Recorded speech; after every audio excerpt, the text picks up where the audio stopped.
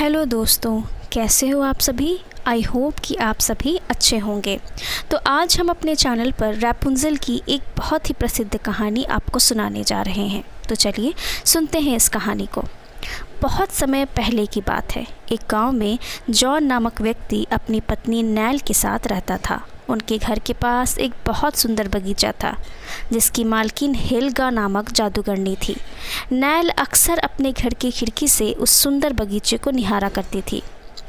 John और nail की कोई संतान नहीं थी। इस कारण दोनों दुखी थे और अपने इस दुख को दूर करने के लिए रोज़ भगवान से प्रार्थना किया करते थे। आखिरकार भगवान ने उनकी सुन ली। नैल गर्भवती हो गई। खुशी से झूमते हुए जब उसने यह बात जॉन को बताई तो वह भी खुशी से झूम उठा। दोनों ने भगवान को बहुत धन्यवाद दिया। नैल के गर्भवती होने के बाद जॉन उसका बहुत ख्याल रखने लगा। वह उसे कोई काम करने नहीं देता था। उसके खाने पीने का पूरा ख्याल रखता था। उसे खुश रखने के लिए उसकी हर इच्छा पूरी करता था। एक दिन नैल अपने घर की खिड़की से जादूगरनी हेल्गा के बगीचे को निहार रही थी। उस दिन बगीचे में हरे भरे रैपुंज़ल के पत्ते उगे हुए थे, जिन्हें देखकर नैल का मन उन्हें खाने के लिए ललचा गया। उसने जॉन को पुकारा और उसके आने पर खिड़की से रैपुंज़ल के पत्तों को दिखाते हुए बोली, कहते हैं कि रैपुंज़ल के पत्ते खाने से ना स्वस्थ और खूबसूरत संतान जन्म लेती है। तुम जादूगरनी के बगीचे से मेरे लिए रैपुंज़ल के पत्ते ला दो। नैल की बात सुनकर जॉन डर गया। वह उसे समझाते हुए बोला, वह जादूगरनी हेल्गा का बगीचा है। उसने मुझे देख लिया तो बहुत क्रोधित होगी। अब तुम ही बताओ मैं भला वहाँ कैसे जाऊँ। लेकिन नैल ने जिद पकड़ ली, मैं नहीं जानती, बस मुझे रैपुंज़ल के पत्ते खाने हैं। तुम किसी भी तरह मुझे रैपुंज़ल के पत्ते ला कर दो। नैल की जिद के सामने जॉन ने हार मान ली और रैपुंज़ल के पत्ते तोड़ने जादूगरनी हेल्गा के बगीचे में घुस गया। वह पत्ते तोड़ ही रहा था कि जादूगरनी हेल्गा आ गई। अपने बगीचे में एक इंसान को चोरी करते देख वह बहुत क्रोधित हुई और चिल्लाई, कौन हो तुम? तुमने मेरे बगीचे में घुसने की हिम्मत कैसे की? जॉन डर से कांपते हुए बोला, मैं आपके पड़ोस में रहता हूँ। मेरी पत्नी नैल माँ बनने वाली है। वह रैपुंज़ल के पत्ते खाना चाहती है। उसकी इच्छा पूरी करने के लिए मैं यहाँ आया हूँ। मुझसे गलती हो गई, मुझे माफ़ कर दीजिए। जॉन की बात सुनकर जादूगरनी हेल्गा बोली, यदि तुम अपनी गर्भवती पत्नी के लिए ये पत्ते ले जाना चाहते हो तो ले जाओ, लेकिन एक शर्त पर। शर्त? कैसी शर्त? जॉन ने पूछा। शर्त यह है कि जिस दिन तुम्हारी पत्नी बच्चे को जन्म देगी उसी दिन तुम मुझे वह बच्चा दे दोगे। जादूगरनी हेल्गा ने अपनी शर्त बताई। जॉन बहुत डरा हुआ था। अपनी जान बचाने के लिए वह शर्त मान गया और रैपुंज़ल के पत्ते तोड़कर अपने घर आ गया। नैल उन पत्तों को खाकर बहुत खुश हुई। उस दिन के बाद से जॉन रोज़ नैल के लिए रैपुंज़ल के पत्ते लाने लगा।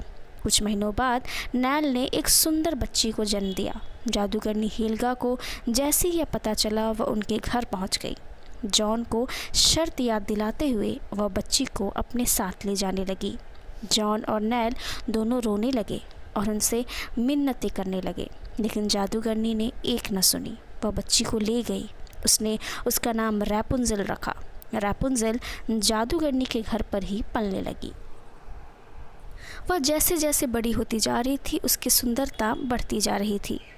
जब वह 12 वर्ष की हुई तो जादूगरनी हेल्गा उसे जंगल में ले गई। वहाँ एक ऊंची मीनार में उसने उसे कैद कर दिया। उस मीनार में न दरवाजे थे न ही सीढ़ी, बस एक खिड़की थी। रैपुंज़ल के बाल बहुत लंबे थे। जब भी जादूगरनी को रैपुंज़ल के पास जाना होता वह मीनार के नीचे से चिल्लाती, रैपुंज़ल, रैपुंज़ल, अपने बाल छोड़ो।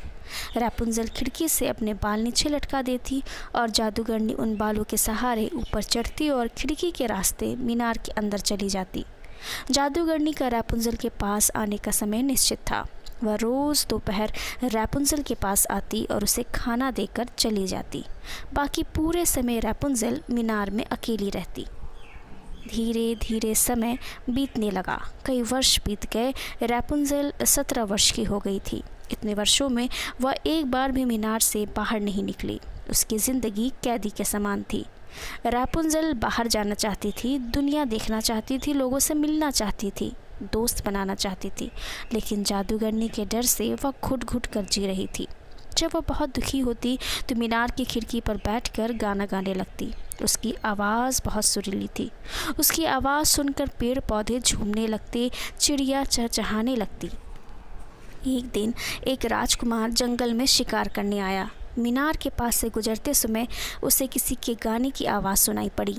वह रैपुंज़ेल थी, जो मीनार की खिड़की पर बैठकर अपनी मधुर आवाज़ में गा रही थी। रैपुंज़ेल का गाना सुनकर राजकुमार मंत्रमुग्ध हो गया। वह एक पेड़ के पीछे खड़ा होकर गाना सुनने लगा, लेकिन कुछ ही देर में गाने की आवाज़ बंद हो गई और एक कर्कश आवाज़ उसे सुनाई दी। रैपुंज़ेल, रैपुंज़ेल, अपने बाल छोड़ो। राजकुमार ने देखा कि एक बूढ़ी बदसूरत औरत मीनार के नीचे से चिल्ला रही है। उसके चिल्लाते ही सुनहरे बाल नीचे आए और वह उसे पकड़कर ऊपर चढ़ने लगी। थोड़ी देर बाद वह बूढ़ी बालों के सहारे ही नीचे उतर आई और चली गई। वह बूढ़ी औरत जादूगरनी हेल्गा थी, जो रैपुंज़ेल को खाना देने आई थी। राजकुमार सुरीली आवाज़ वाली लड़की से मिलना चाहता था, इसलिए वह भी मीनार के नीचे जाकर चिल्लाने लगा, रैपुंज़ेल, रैपुंज़ेल, अपने बाल छोड़ो। और देखते ही देखते सुनहरे बाल नीचे गिरे और राजकुमार उन्हें पकड़कर मीनार के ऊपर पहुंच गया। खिड़की से अंदर जाकर जब उसने सुनहरे बालों वाली लड़की रैपुंज़ेल को देखा तो देखता ही रह गया। पहली नज़र में ही उसे रैपुंज़ेल से प्यार हो गया था। उसने रैपुंज़ेल को अपना परिचय दिया और उससे ढेर सारी बातें की। उसने रैपुंज़ेल का गाना भी सुना। इतने सालों से मीनार में अकेली रह रही रैपुंज़ेल को राजकुमार से मिलकर और बातें कर बहुत अच्छा लगा। राजकुमार ने कहा कि वह उससे रोज़ मिलने आया करेगा। उस दिन के बाद से वह रोज़ रैपुंज़ेल से मिलने आने लगा। धीरे धीरे रैपुंज़ेल को भी राजकुमार से प्यार हो गया। एक दिन राजकुमार ने रैपुंज़ेल के सामने विवाह का प्रस्ताव रखा तो वह मान गई।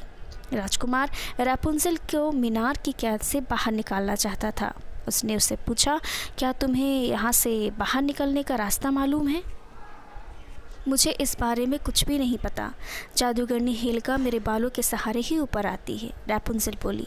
ऐसे में मैं तुम्हें यहाँ से कैसे बाहर निकालूंगा? राजकुमार सोचने लगा। तब रैपुंज़ेल बोली, तुम अब से रोज़ थोड़ा थोड़ा रेशम का धागा लेकर आना, उससे मैं यहाँ से नीचे उतरने के लिए सीढ़ी बुन लूँगी। उस दिन के बाद से राजकुमार जब भी रैपुंज़ेल से मिलने साथ में रेशम का धागा भी लाता। राजकुमार के जाने के बाद रैपुंज़ेल रेशम के धागों से सीढ़ियाँ बुनने में जुट जाती।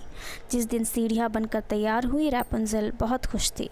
वह दिन उसकी आज़ादी का दिन था। वह बेसब्री से राजकुमार के आने का इंतज़ार कर रही थी।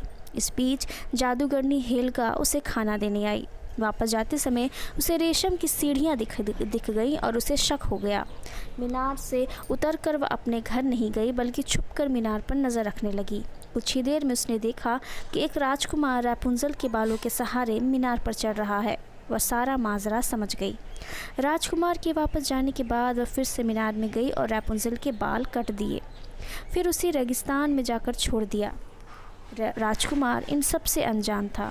अगले दिन वह फिर रैपुंज़ेल से मिलने आया और मीनार के नीचे से चिल्लाया, रैपुंज़ेल, रैपुंज़ेल, बाल छोड़ो। जादूगरनी ने रैपुंज़ेल के बाल नीचे लटका था।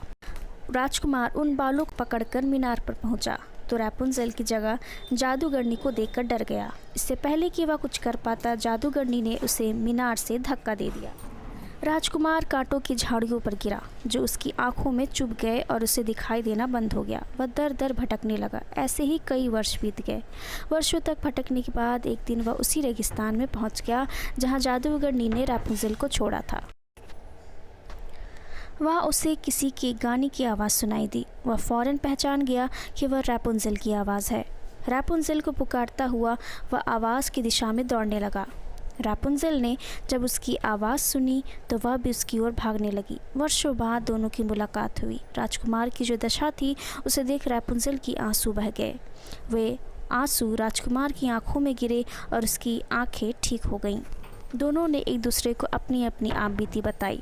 रैपुंज़ेल ने जब राजकुमार को बताया कि वह जुड़वा लड़की और लड़की का पिता बन गया है तो वह बहुत खुश हुए। रैपुंज़ेल और बच्चों सहित राजकुमार अपने महल आ गया। वहाँ सब खुशी खुशी रहने लगे। तो दोस्तों, ये थी रापुंज़ल की कहानी और मुझे पूरी उम्मीद है कि आप सबको ये कहानी ज़रूर पसंद आई होगी। अगर पसंद आए तो इसे लाइक, शेयर और सब्सक्राइब करना ना भूलें और इसी तरह की कहानियों का सिलसिला जारी रखने के लिए देखते रहें हमारा चैनल।